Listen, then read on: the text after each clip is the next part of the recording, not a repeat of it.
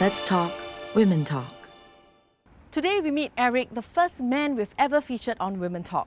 He's a single dad of 2 and for the past 15 years has been a pillar of strength for his family. With his steadfast values and devotion to his children, his impact on them has been truly profound. Here's our WomenTalk Father's Day special.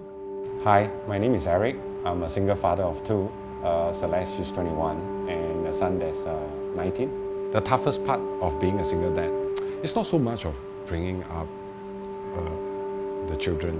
It's more of the emotional management. When my wife passed away, Celeste was in P1, my boy is in K2. Immediately after the day of funeral, you come back. The next day, the morning when they wake up, they will be looking at you. So the thing is that how you function will determine how they feel throughout the day. So you only have one choice actually. You have to function normally so that they will function as normal as possible. Not that it will be normal, it cannot be normal. So once they become a priority, so it becomes a bit easier because the next day you just function. The problem only comes in about a year or 2 later. I start to have insomnia. You see, I make the mistake. When the pain hits you, you become very difficult. You cannot function. I cannot sleep. You have to remember you must have time to grieve. So if you ask me, the toughest part, it was that period of time. It lasted about a year. Why was I so focused on trying to get myself recovered was when you have insomnia, when you're into the bout of depression that you have. You will have a lot of anger, you have a lot of frustration. Okay, so the next day you don't sleep well. The people that get the blunt the most are your loved ones. So she got a lot from me. And I realized that something is wrong already. So it is also because of them that gave me the strength to, I better go and seek some help.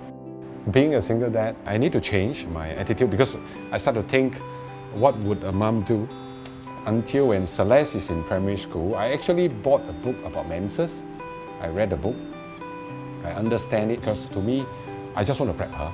And I want to be that open with her so that she will be that open with me. Same with my son. I actually brought her to the shopping mall, went to the ladies' underwear, bra section and tell the lady, okay, my daughter needs some help. I trained myself to know that you have to make it natural. If you're awkward, then she will be awkward. All right, then everybody will be awkward. Even the sales assistant will be awkward, right? But if you, as a matter of fact, you just walk over, excuse me, my daughter needs some help.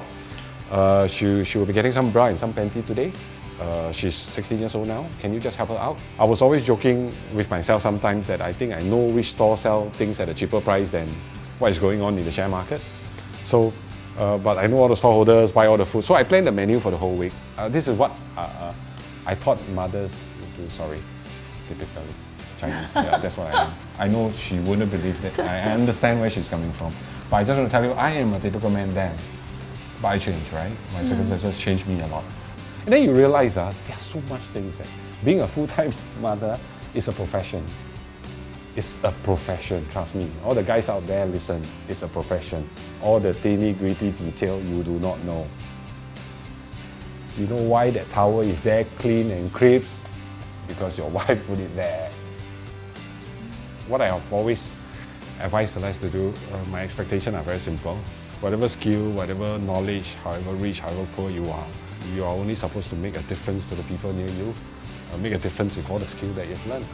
Because you always have a lot of little sayings that you will say to me, and one of them that I always remember is that you can be whatever you want to be as long as you're the best at it.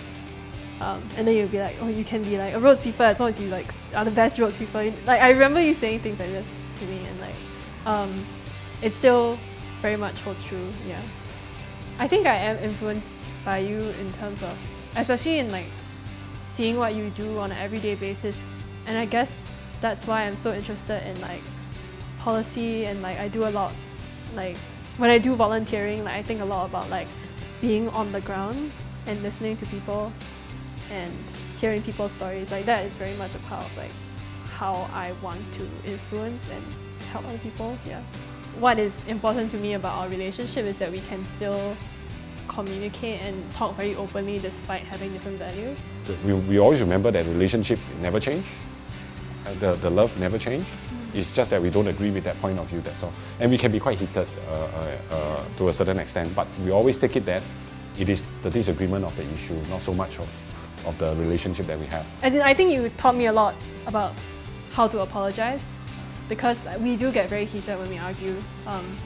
And it takes a lot of learning to be able to say sorry and also to forgive. You have given me a lot of room to grow, but also knowing that I can make mistakes and I can backtrack and I can try a lot of different things and still count on being able to rely on you for a lot.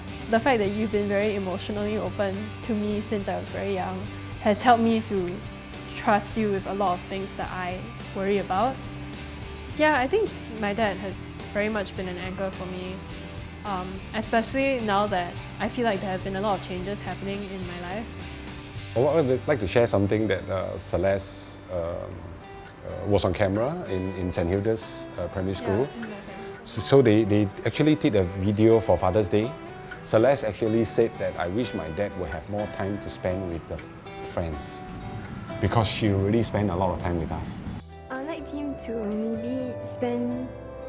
Actually, he spends a lot of time with us already, so maybe he'd like to take his own free time of his own, spend some time with his friends.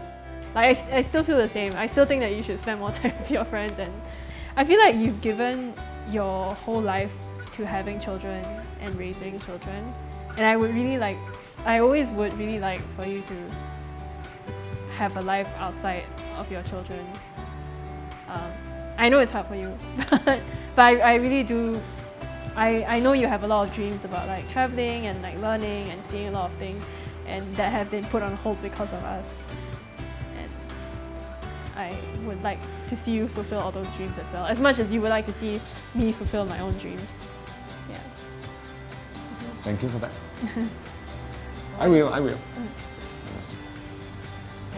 Fundamentally, I think time is the essence. When you have ample time with them, the bond is different. The shared memories, like one of the books that we read together before we go to sleep with Ruben as well, Love You All the Way to the Moon and Back, is the story about the two rabbits. Until today, we still remember, and until today, sometimes I write to them, I still pen off to the moon and back. These are the shared memory that we have. So, and it was a joy. It's not a smooth sail, but it was definitely a joy. If given a chance, if I can turn back the clock, I would do it all over again without a blink. You will continue to be a joy. It's because of the attitude that we have, I think. Empowerment is the way you live your life, the way you put your priority. So the way you do your things every day. These are the things that will grow into them. And these are the things that are the most powerful things that will empower them and they will keep with them for the rest of their life. I always felt the action, the way you behave, the way you treat people, the way you talk, the way you take care of others or don't take care of others for that matter, is what empowerment is all about. Some of the highlights that I enjoyed the most, that I remember the most for Celeste. The most recent one will be the incident whereby she received a letter stating that she's admitted into the university and stuff like that. So she was so happy, jumping for joy and things like that. I can't say that I'm happy that she go into the university. I'm more happy because she's happy. It's all these small little things that I always remember. So I hold on to that, and I hope that she will have a lot of all those joy again, as much as possible. Sometimes we are so engrossed with all the not so good things in life. I think we start to forget to be happy. So I just want you to continue to be happy. That's it. For my missus, there's a lot of things I want to say. I did what I can to the best that I can. I'm not a perfect dad. She knows that. And she reminds me that all the time. But I did the best that I can. And many times I wish you were here. Many times.